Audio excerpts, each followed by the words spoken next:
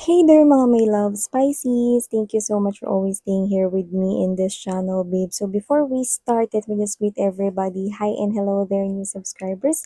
By the way, my name is Yan. Welcome, welcome. At sa mga returning subscribers, thank you so much for the warm love and support you're giving me. So we do not have any gender, okay? Babae, lalaki, LGBT, cross watchers. You can flip roles if you want, and at the end of the day, you always have your free will. Of course, you're free to use that, no? Yan mga babes, so alamin natin yung mga mensahe here for you. And bago yan, no, mayroon pala tayong mga iba pang mga channels, kaya kung interesado rin kayong tumambay doon, no? Ako rin yung nandun, mga babes. Ang mga links po ay nasa description box. So let's go ahead and check these messages here for my lovely Piscean out there. So let's go. Angels and Spirit Guides, Archangel Michael, thank you so much. This is for Pisces. Can you please show me messages here for my dear Pisces? Spirits and Angel Guides. Messages po for Pisces, please. Pisces.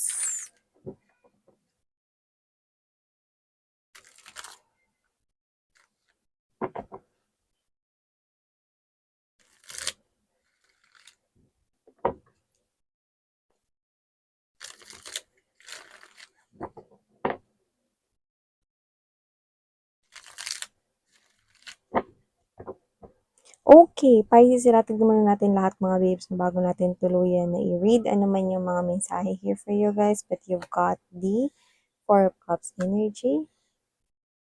Five of Cups. 4 to the Five of Cups is here. Six of Swords. Three of Swords. Oh, Empress energy. Queen of Cups.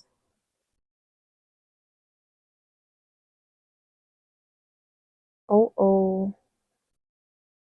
Someone's realizing that you're the one, but you've got here someone new. Look at that. 10 of coins, ace of coins, and 2 of wands. Someone here is coming towards you na ito na talaga yung the one for you, Pisces. You're about to meet here someone na, excuse me, siya na yung magkakaroon mo rito ng new beginning, no? At panghabang buhay na to. I'm seeing you getting old with this person, and this person will still love you kahit na kayo ay tumanda pa. So, nakita ko rito na itong tao na 'to ay magpapasalamat sa araw-araw na ikaw ay kanyang kasama. Wow!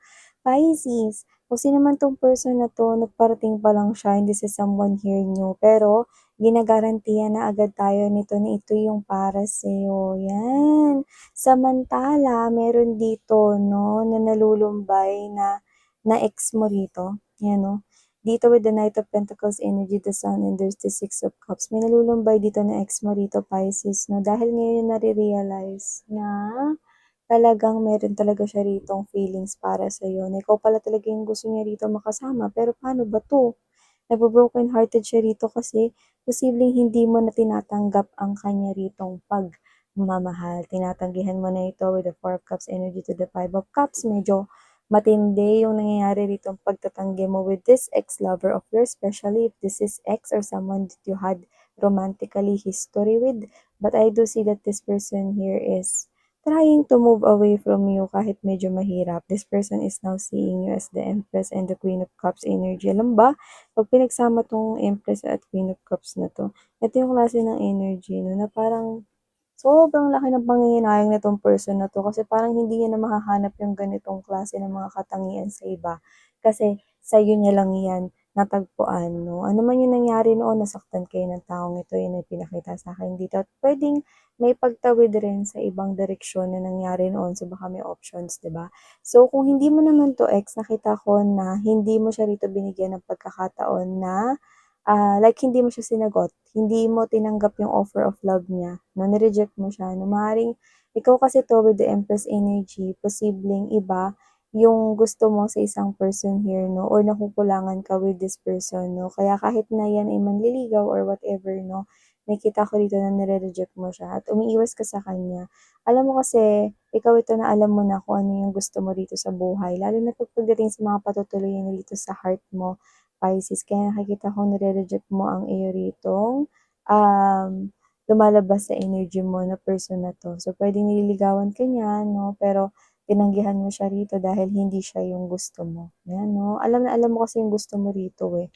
Siguradong sigurado ka. Ex mo man 'yan o hindi, nakita kong tatanggihan mo 'yan at nakikita kong mahihirapan silang mag-move on sa'yo dahil hindi nila mahahanap ang katulad mo sa iba. Yes, there's something unique in each of human beings, mga babes 'no, at kapag 'yan ay naipamalas or naipakita, which is yun nga yung ginawa ninyo with this person here 'no, mahirap talagang makalimutan or mahirap talagang mag-move on sa inyo. Bongga! So, nakikita ko dito Pisces 'no, maliban diyan, meron pa ditong energy 'no, ng isang opportunity na I think kakatok rito, pero nakikita ko na ito yung klase ng opportunity medyo challenging tanggapin.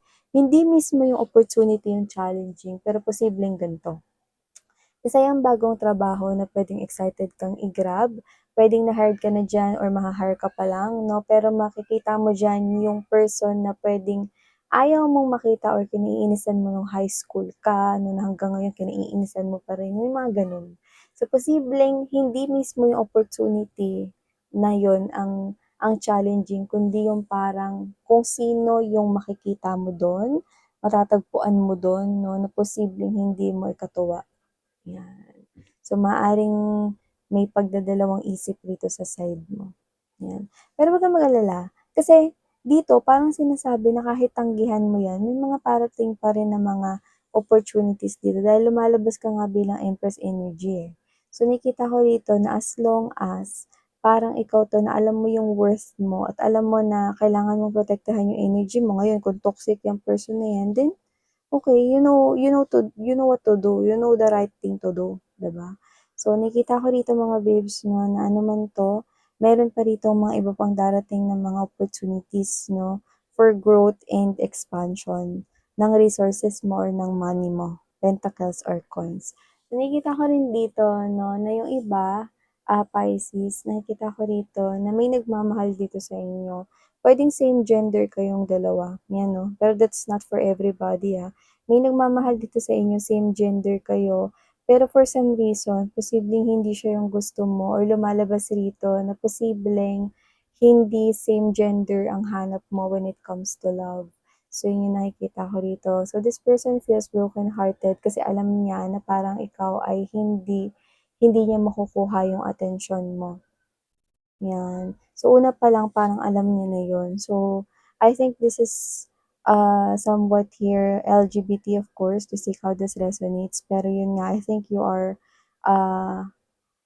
interested here in someone and you're holding this cup of love to that someone, but that someone right here is iba yung gusto niya. Like, gusto niya is kunwari ganito, hindi ito to judge you guys, but dito sa tao na 'to, nakikita ko sa thoughts nitong tao na 'to na hindi kayo tinatanggap sa heart niya, is that this person here believes that a man is for a woman and a woman is for a man. So, kung sino man siya, hindi ko alam kung meron siya ditong strong belief sa kanyang religion, but that is what in his or her thoughts. Yun yung nakita na ipinakita sa akin dito, kaya sinabi ko sa inyo. So, nakita ko rito na maaring alam niyo yun, kaya nasasaktan kayo rito, no? Kaya kung sino man siya, ang hirap rin na mag-move on sa kanya rito na dahil mahal mo nga siya at parang ikaw 'to na nakikita mo na siya yung pinaka nagtataglay ng parang ng malaking potensyal na dapat manatili sa tabi mo. Pero for some reason, I think you are letting this person here go because ayaw mo naman siya na parang ma-stuck rito sa klase ng love and relationship or makulong sa isang klase ng love and relationship na hindi naman talaga niya gusto. Yeah. So, nakikita ko here, Pisces, yan, no? So, I'm also picking up right here that there will be a news na malalaman kayo. Pwedeng isa sa mga kaklase mo dati or isa sa mga kilala mo noon 'no, nung maliit ka pa, puwedeng nung maliit ka pa or nung noon-noon pa, you know? Like puwedeng kung sino man 'yan, kahit sino, puwedeng teacher mo dati, kaklase mo dati 'no, or kapitbahay mo dati. May maririnig kang balita about that person and eto, maaaring hindi maganda yung balita na 'yun. 'Yan. So, kung ano man ito, nakikita ko rito na posibleng makaramdam ka rito ng lungkot sa sitwasyon ng person na yun. So, kung sino man yun mga babes 'no, yun yung isa sa parang pinararating sa'tin dito. Siguro kung ganito man, why not message that person or pay him or her a visit kung ganun man 'no? Lahat naman ng parang, human beings, eh, meron rin 'yan soft side, okey? So, maaaring gusto rin niya na magkausap kayo or maaaring gusto ka rin niyang makita, and this person will surely love to see you.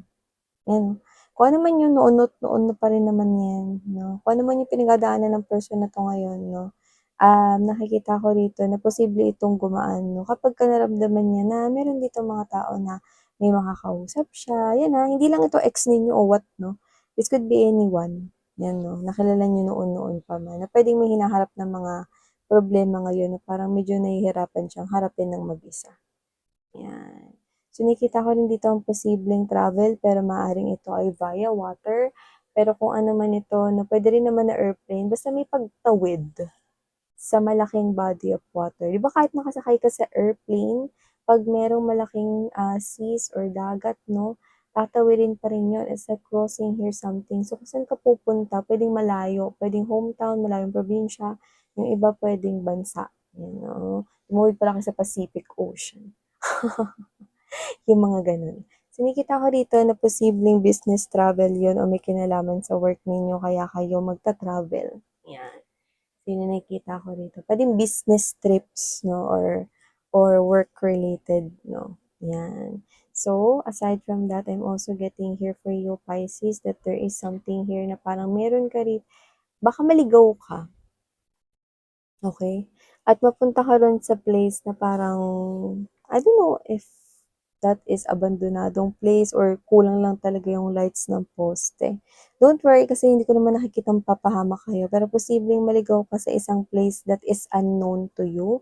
Siyempre wag mong baliktarin yung damit mo, kasabihan lang yun. 'Di ba sabi 'pag binaliktad yung damit mo, hindi ka na raw maliligaw, 'di ba? Pero dito mga babes 'no, hindi ko naman nakikita na na may kapahamakan na mangyayari sa inyo, pero posibleng maligaw lang kayo, 'yan 'no. So, make sure na alam ninyo 'no kung saan kayo talaga pupunta, 'yan. Kasi dito nakikita ko nakakain yung oras ninyo and for some reason natatakot din kayo. So, yun yung iniiwasan natin dito. Pero yung sabihin mong may kapahamakan or bigla na lang susulpot diyan na tao ta's gagawa ng hindi maganda, hindi ko nakikita yun. Pero posibleng maaksaya yung oras mo sa paghahanap ng paraan kasi hindi ko alam kung probinsya ba yang maliligaw ka o ano lang, magkakalayo lang yung mga kapitbahay. So, whatever the case may be, hindi ko alam kung saan pupunta, pero iba to dun sa travels for business, ha. So, yan. So, baka alam mo yun, yung parang kunyari kita-kita kayo with friends, then KKB na lang sa pag-uwi 'no, then naligaw ka 'no, kasi meron mga situations na kunwari, "Ay, baba ka na dito, Ning, kasi ano, eh, gutom na ako, kakain muna ako." 'Di ba may mga gano'n o kaya lipat ka na lang sa ibang jeep, mga gano'n 'no. So, whatever the case may be, nakikita ko rito na dapat lagi kayong meron niyan 'no. Dapat yung mga ano ninyo, ano 'yun, yung power bank 'yan, power bank na para 'pag nalobat kayo. Ako may flashlight ako, mini flashlight 'no, sa bag ko, 'yan 'no. At siyempre 'no, importante yung whistle 'no, meron dapat kayong ganiyan. So, pagkain siyempre malay niyo magutom kayo habang naghahanap ng daan, 'di ba? Kaway-kaway sa mga may Skyflakes din or Magic Flakes sa mga bags nila 'no. So 'yan, nakikita ko rito posible kasi dito maaksaya yung time ninyo plus wala pa kasi ditong signal. So, posible rito na hindi mo magamit yung Waze. Ewan ko, puwedeng mapunta ka kasi sa forest or whatever, may gagawin ka near forest, baka may retreat diyan. Baka maligaw kayo mga babes, may mga nakikita tayong gano'n. Eh, pero huwag kayong mag-alala, wala naman pong panganib like may susulpot ba diyan miss yan, lobo o kung ano man 'no, bear, malaki bang bear yan? Walang gano'n. Minsan baka mamaya may sumagot na tao may gawing 'di maganda, wala ring gano'n, okey? Huwag kayong mag-isip ng gano'n. Pero nakikita ko na puwedeng pagtapos nito na para ninyong pinulbos yung polusyon at mga alikabok. 'Pag gano'n mo sa mukha mo nung ano, eh, 'no, nung tissue 'no, ay ang gitin, 'di ba? So, nakita ko lang dito na maaaring maaksaya yung time mo sa paghahanap ng daan. So, hindi ko alam. Posible kasing ito yung klase um ng isang travel na iba 'to dun sa travel na sinabi kong pupuntahan ninyo, Isa itong klase ng travel na posibleng biglaan or hindi napagplanuhan kaya ganito yung nangyari dito. 'Di ba sabi, "Oh, chat-chat na lang 'pag nakauwi na tayo, O sige, sige, sige, ano, maaaring iba-iba kayo ng daan ng mga kaibigan mo, katrabaho mo 'no, at hindi na kayo puwedeng magsabay-sabay. Kaya puwedeng hiwa-hiwalay na kayo dun sa isang, lugar 'no, and then ikaw 'to na posibleng ikaw maligaw ka here, 'yan 'no. Hindi kita talaga ako maliligaw rito, mm. Sa susunod mag-ano kayo ng ano, butong pakwan pero gawin yung puti. Para 'pag gabi kitang-kita ninyo na para makabalik kayo dun sa kung saan kayo unang lumabas, 'di ba, or saan kayo unang nakatayo, 'yan, 'no. So, nakikita ko here for you, Pisces. And do not miss some kind of, what's this? Meron ditong mag-i-invite sa inyo, 'yan 'no, at na I do feel like na 'pag itong invitation na 'to tinanggap mo, posibleng ito na yung umpisa 'no ng parang pagsimula mo ng step kasi puwedeng meron ka ritong planong gustong gawin pero hindi ka makapagsimula-simula 'no at hindi mo alam rin naman kung paano ka magsisimula. So, maaaring ito na yung unang step para magawa mo 'yan. So, maaaring makatanggap ka ng imbitasyon na related diyan. So, i-grab mo na 'yan na maaaring yan idagdag kaalaman here for you guys or tao, 'tong mag-i-invite sa'yo na puwedeng may kaalaman diyan 'no at maaaring matulungan ka niya kung paano mo simulan yang pinaplano mo. Kung ano man yan, iba-iba kayo rito ng sitwasyon pero use that opportunity para masimulan na ang dapat na simulan. Kasi kung ano man yan, puwedeng ang tagal mo na ring natenga diyan kasi hindi mo nga alam kung paano to start, 'di ba? So, claim this beautiful message right here, no, sweethearts, if you want. Pisces, these are all the messages. Thank you so much. And sarang heyo, love and light, sweetheart. Annyeong.